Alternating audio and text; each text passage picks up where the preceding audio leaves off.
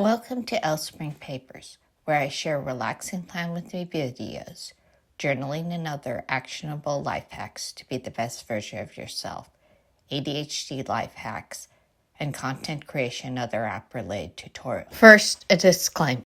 I am not a mental health or any other type of medical professional, and nothing in this video is intended as medical advice. This video is simply made by someone who has ADHD and has studied it a lot because hyperfocus, is sharing suggestions that may or may not work for others with ADHD. 8 signs you have ADHD and dyslexia. I should note that while I was diagnosed with dyslexia at age 5, and my teachers all commented on it, as an adult my dyslexia has been a mild impairment. Once I learned to read, which was a struggle, I was able to read books and my ADHD became the biggest impairment, as I would often miss stuff due to inattention rather than dyslexia. Even though once I learned to read and do basic math, my ADHD struggles were the most embarrassing. I was not diagnosed with ADHD until I was an adult because anything I struggled with was attributed to dyslexia, intentional bad behavior. And if I just tried harder, spoiler, trying harder did not work. Sign number 1. You make a lot of careless mistakes. This can show up as rereading something you wrote 10 times before posting, including changing the font and printing it out. And you still did not see that typo, wrong word, or misword until after you posted it. Sign number 2. Even though you have set the table for years, you still end up putting the fork on the wrong side if you're even the tiniest bit distracted. Sign number 3.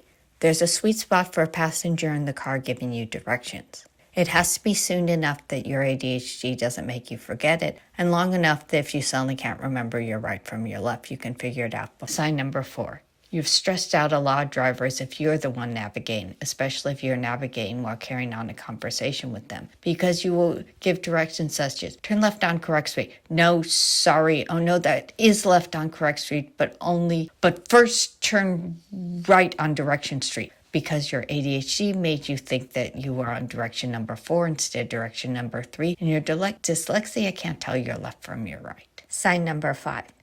If elements of your dyslexia are impairing enough, you might not be able to accurately read the directions because words seem to jump around. Sign number 6.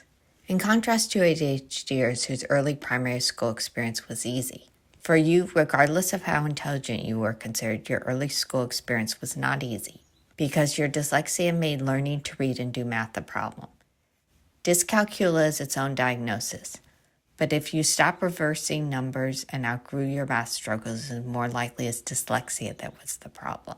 Sign number 7. Your ability to make useful connections that other people, including those who only have ADHD or only have dyslexia, is high, and not only are you valuable because you're a human being, but you provide value in a world that places such a high value on being productive.